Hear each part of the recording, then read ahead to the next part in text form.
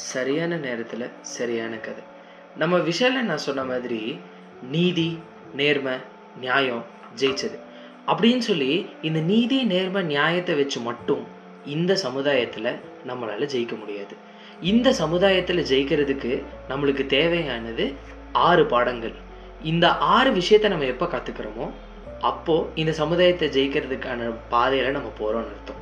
நான் சொல்கிறேன், நீங்கள் கேளுங்க.